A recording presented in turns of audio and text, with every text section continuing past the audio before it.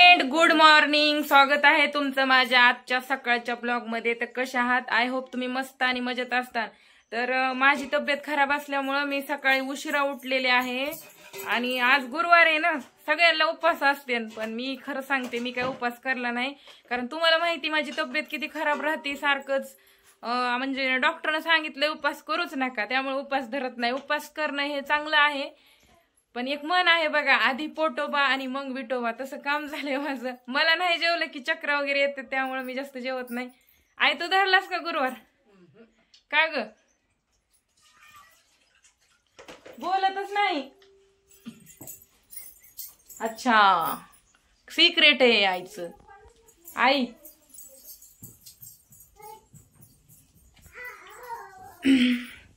हृदयातील तूच एक ज्योती, जुळली ही जन्माची नाती.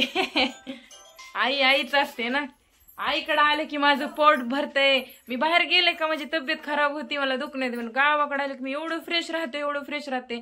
आई आमची स्वयंपाकच असा बनवती. आईच्या हातची चवच वेगळी आहे बघा जेवणाची.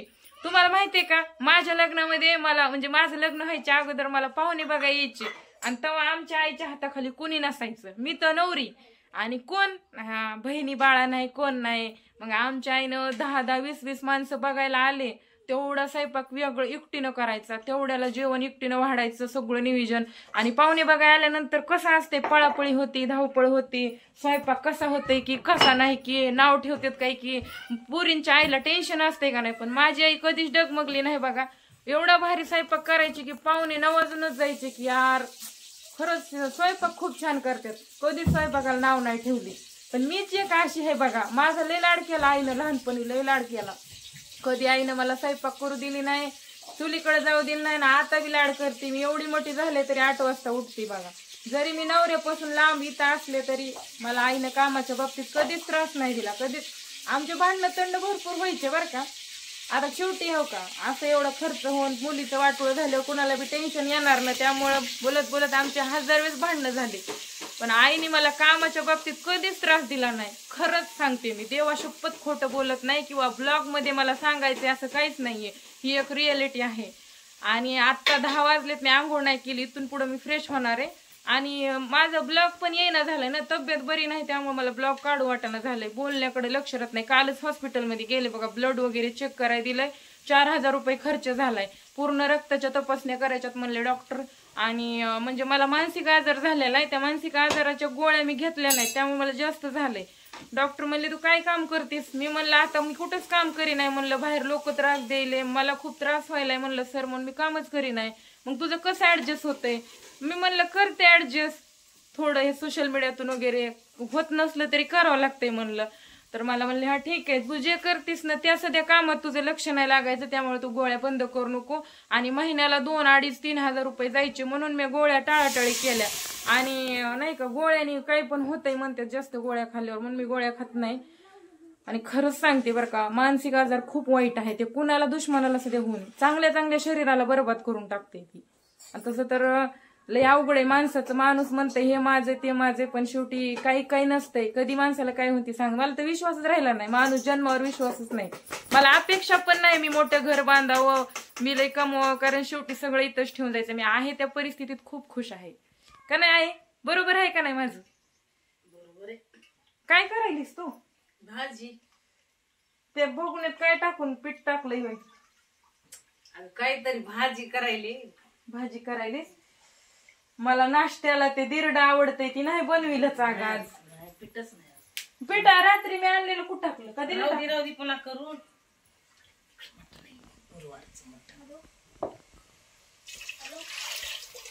तर बघा आमच्या आईनं कशा भाकरी केल्या, तुम्हाला दाखवते. नाही केल्या? नाही माझ्या वहिनीनं केल्यात, मी लक्षच नाही केलं. बघा भावाच्या बायकोनं अशा भाकरी केल्यात, मग मोठ्या मोठ्या पांढऱ्या शुप्पट. चूल नाही गॅसवरच केल्यात, चुलीवर. चूल बी आहे आमच्या इथं, तुम्हाला दाखवते. पण हिनं गॅसवर केल्यात, पण खूप छान. स्वयंपाकात सुगरण आहे बरं का, ती बी लय सुगरण आहे. तिला काय सांगायची गरज नाही, सगळा स्वयंपाक करते छान. उग एकदम सोहळ्यानं स्वयंपाक करते, काही विषयच नाही.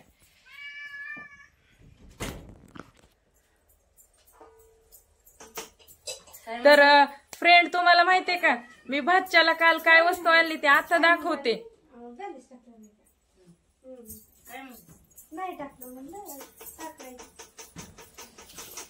तर मी माझ्या भाच्यासाठी काय सरप्राईज आणलंय ते आज दाखवणार आहे. कुठे गाईस आण.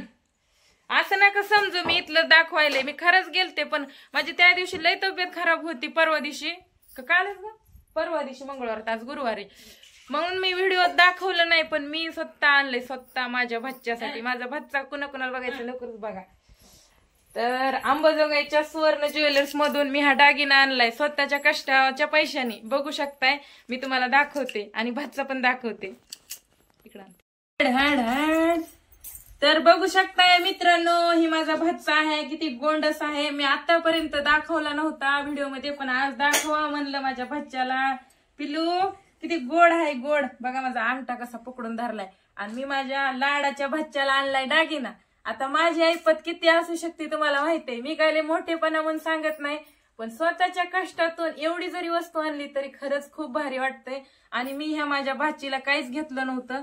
म्हणलं ह्या लेकराला घेणं झालं नाही, आपला तर वनवास आयुष्यभर राहायचंय म्हणलं, त्यावर आपण काहीतरी घ्यावं. तर बघा मी काय आणलंय ती दाखवते तुम्हाला.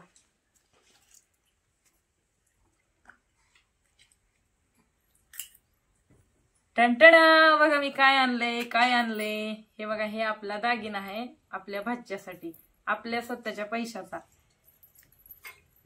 पिलू हे तुझ्यासाठी सरप्राईज आहे. हे बघू शकताय, हा आहे चांदीचा करदुडा. हा दागिना मी केलाय आणि भविष्यात चांगलं होत गेलं तर मी नक्कीच अजून सोन्याची वस्तू आणण्याचा प्रयत्न करील. पण माझ्या ऐपतीप्रमाणे मी हे वस्तू आणलेली आहे, कारण लेकरांच्या म्हणजे बऱ्याच वस्तू आलेल्या आहेत, पण हे नव्हतं, जे नव्हतं ते मी आणले. आणि अजून काही म्हणजे मला वाटतंय घ्यावं. तरी ड्रेस राहिलाय बरं का आणायचा. माझ्या तब्येतीमुळं तुम्ही बघितलंय मी व्हिडिओ मध्ये किती रडले. ते रडणं तर काय खोटं नव्हतं, खरं होतं.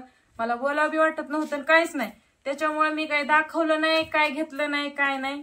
तर हा करदुडा आणलाय बघा. आता आई घालेल नंतर, ही मला काही जमणार नाही घालायला. हे कसं ऐकायलंय पिलू माझं.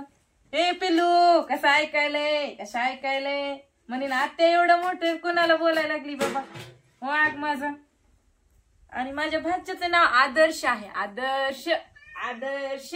आजी आहे, आजी. तिकडं बघ बाळा. आजी. हाड हाड हाड हाड हाड. माझ्या भाच्याकडे बघितलं की मला माझ्या लेकराची आठवण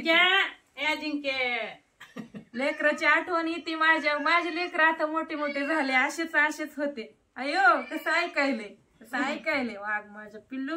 पिल्लू माझं कशी ऐकत आहे ग माझे गोड वाघ. लय शांत झाली आता माझी वाघीन. लय शांत झाली. तर फ्रेंड बघा, तुम्हाला माहिती माझी कंडिशन काय आहे ती, तरी बी मी माझ्याच्यानं जेवढं घडन तेवढं मी ह्या लेकरांसाठी करीत राहीन. एक आत्या म्हणून बघा, एखाद्या महिलेला नवऱ्यानं सोडून दिलं का तिला वनवास असते म्हणतात. आणि असतेच बरं का वनवास. माझं जर घर व्यवस्थित असतं बसलेलं तर मी मोठ्या सोहळ्यानं माझ्या वहिनीसाठी साडी, माझ्या बाळासाठी दागिना, एक ड्रेस घेऊन आले असते. पण माझ्या नशीब एवढा म्हणजे हे मानसिक आजार, बारा भनगडी, ते पण मी करणार आहे. हळूहळू एक करणार ना, सगळं एकदा नाही करणं होणार मला. पण ते आता ह्या महिन्यात हे घेतले, पुढच्या महिन्यात ते करणार. ड्रेस पण, साडी पण, सगळंच.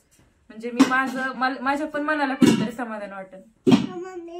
आजचा व्हिडिओ कसा वाटला कमेंट करून नक्की सांगा. चॅनेलला सबस्क्राईब करून घ्या. भेटूया दुपारच्या व्हिडिओ मध्ये. Bye bye, Tata.